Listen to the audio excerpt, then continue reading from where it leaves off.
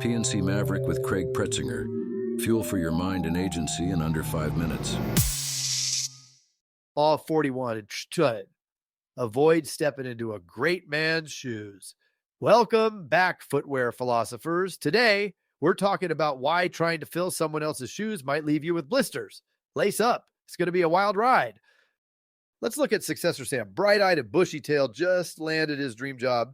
He's taking over from the legendary Insurance Irene, who built the agency from the ground up over 40 years. Sam's excited, but there's just one tiny problem. Everyone keeps saying, big shoes to fill. Say, Sam.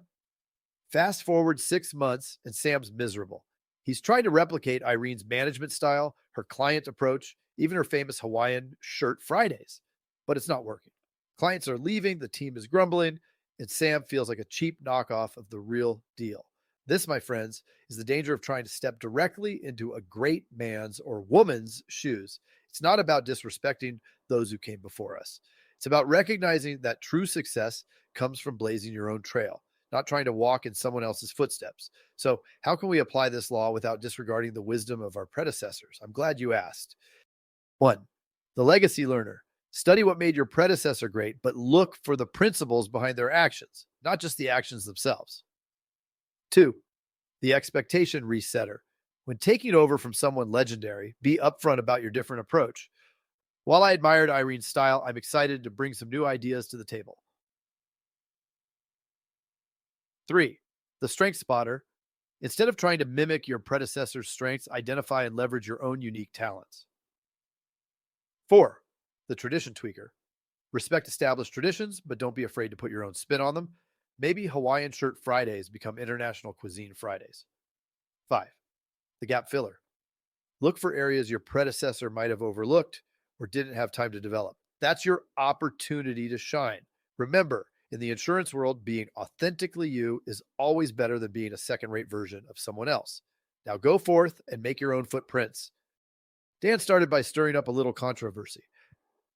He put up a sign that read, "If you're not worried, you're not covered." Suddenly, people were talking. Some were outraged, some were intrigued, but everyone was paying attention.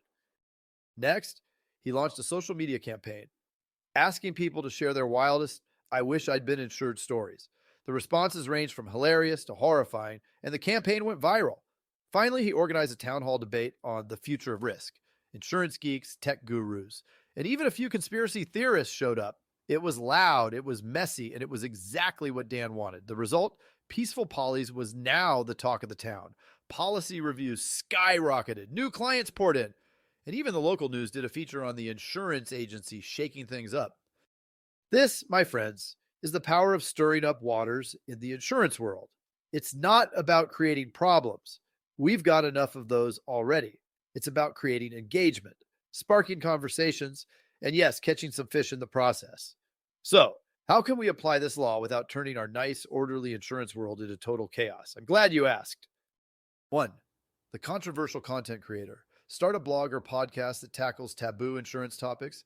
What happens if your house is destroyed by a UFO? Are you covered for a zombie apocalypse? Ridiculous.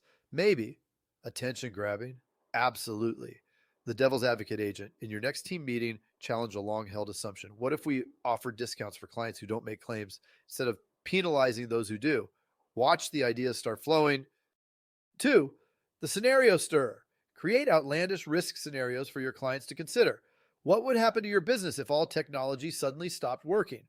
It's not about scaring them. It's about getting them to think differently about risk. 3. The trend troublemaker. Identify an emerging trend and extrapolate it to its extreme. If self-driving cars become the norm, how will it change auto insurance? Suddenly, you're not just selling policies. You're leading a discussion about the future. 4. The community agitator. In a good way. Organize debates, workshops, or even insurance-themed escape rooms.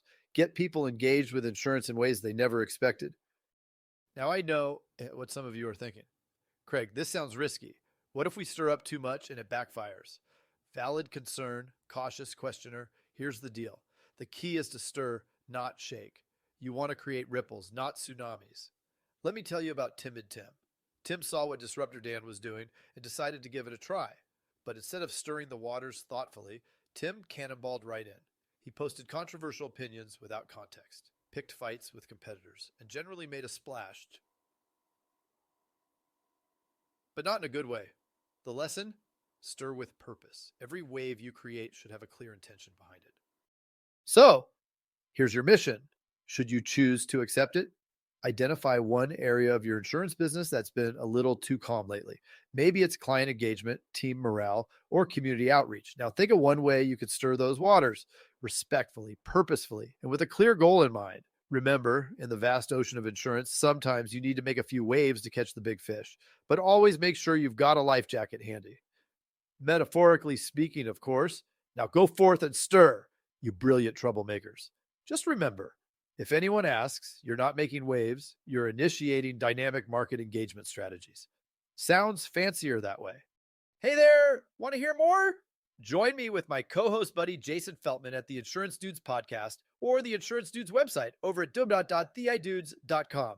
Please, if you liked what you heard, click subscribe and you'll get the newest episode each time.